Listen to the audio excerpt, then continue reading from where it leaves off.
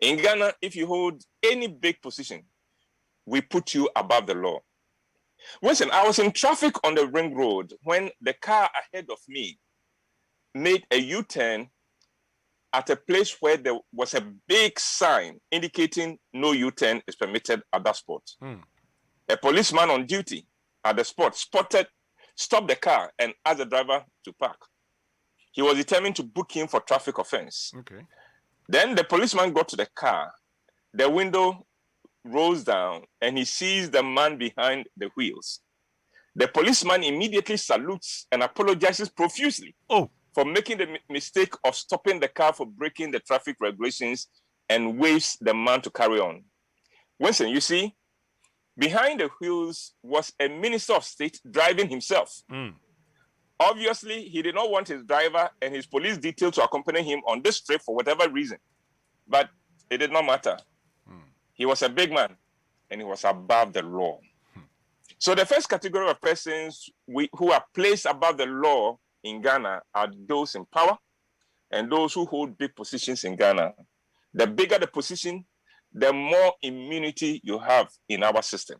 Unfortunately, our system does not demand that those in power and in high positions should set the right examples for the rest of us to follow. The second category of people we put above the law in Ghana are those who do not look like us. Now, let me explain. Please do. In other countries, when we talk of racism, we are talking about, say, a white man abusing the rights of a black man because of the color of his skin. In Ghana, the opposite applies. In the Ghanaian system, we abuse the rights of our kind, but put those who look different from us in color above the law and make life very easy for them. A foreigner in Ghana, especially if the color of his skin makes it evident that he is a foreigner, is treated like a king, and the system goes out of its way to facilitate everything for this person. He can abuse his Ghanaian workers. He can break every traffic regulation. He can do anything and get away with it because of the color of his skin. The foreigner is not made to wait in any queue in Ghana. He is not delayed in the system. His business is facilitated by everyone who is in the position to help. Maybe in our minds, when we do that, we think we are being hospitable, but in reality, we come across as stupid to the foreigners, and when we make their lives easy, we make trouble for the Ghanaians who work for them, who do not receive the same help because they are Ghanaians. In 1982, I worked under the best boss I ever had. His name was Reverend Peter Baker. Okay. Peter was an Englishman who had settled in Ghana. Now, in those days, you needed import license to bring anything into Ghana. Now, we were a publishing company and we needed to bring in printing paper because there was scarcity of paper in Ghana in those days. I put in the application, and for 3 weeks, I was being told to go and come tomorrow. That was years before I learned to decode that term. After 3 weeks of delay, Peter had enough. So he decided to go with me to chase the license.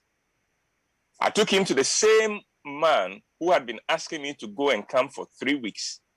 And when this man saw a white man, he transformed into the most helpful public official I have ever seen. He acted as if he felt privileged to be serving a white man. When Peter introduced himself and said why he had come, this official, to my shock, said, "Oh, why have you not sent someone for it earlier? Look, the license has been ready for 3 weeks now. Look at the date on the stamp." The license had been ready within 2 days of the application, and yet this official had tossed me for 3 weeks. But before the white man, he was pretending that I had never come to chase it. Can you imagine? You can imagine the trouble he put me into, because Peter then wondered where I have been going all those days when I said I was going to chase the import license. The Ghanaian system discriminates against fellow Ghanaians but favors foreigners. The more foreign looking you appear, the more helpful the system is for you. In other countries, the system is against those who look different. In our system, the system favors those who look different in skin color. In the saga of the returnee, KSM highlights this aspect of the Ghanaian system when he talked about the plight of the Ghanaian when he travels abroad and when he returns home and lands at Kotoka International Airport. He said, when a Ghanaian lands at, say, JFK Airport, for instance, he is made to join a long queue and his luggage is searched carefully, while the American returning home is whisked through customs with only anything to declare. Then the Ghanaian returns home, and at Kotoka International Airport, he is made to join a long queue and his luggage given a thorough search, while the foreigner arriving in Ghana is whisked through with just anything to declare. Mm-hmm. The third category of persons that our system favors are those who appear to be very rich and very successful. Now note, I said very rich, not just rich. We resent the rich and the successful in Ghana. But if you are very rich and you are very successful, then the system becomes your donkey and facilitates everything for you. Note, you don't have to really be rich or successful. No, you just have to appear and be perceived to be very rich and very successful. Just turn up in any office in Ghana in an expensive car and in an expensive shoes and with an expensive perfume scent on you, and just give the impression that you are very rich or very successful, and your experience of the system will be very different from that of the ordinary person. Mm. There are people who do not have much to their names, but who have mastered this aspect of the Ghanaian system, and they are having a good time in Ghana. They are offered credit terms that will not be given to others. They get bank loans without too much wahala, and they get women easier than the rest of us, and the list can go on. I know of one of them who lived in, now note, Winston, in a house where the rent was $4,000 a month. Hey. And he lived in that house and did not pay rent for 2 years. How? Before the family that owned the house woke up to the fact that the man may not be as rich as he pretended to be and threw him out of the house. Mm. The 2 years rent in arrears was written off as bad debt. Winston, can you imagine? Yeah, exactly. I'm just sure. because he gave them the impression he was very rich and very, very successful. Very rich and very, very successful. By the car he was driving, the way he would talk and things like that. And every now and then he would drop some names and things like that. Oh, he lived in that house for 2 years and did not pay a cent. So in the Ghanaian system, if you are not in power or holding any big post, then you must have a skin color that says you are a foreigner, or you must appear very rich. And note, I said appear very rich and very successful.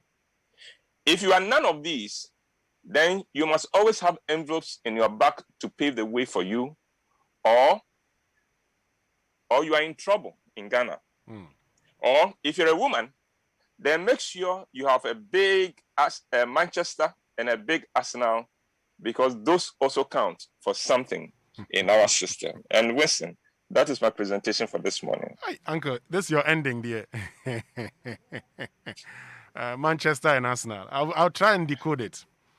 Okay, no, no, I'm sure you are a clever boy. I'm sure you've already decoded it. I have. I mean, I looked at Honor, she started laughing, then I decoded it.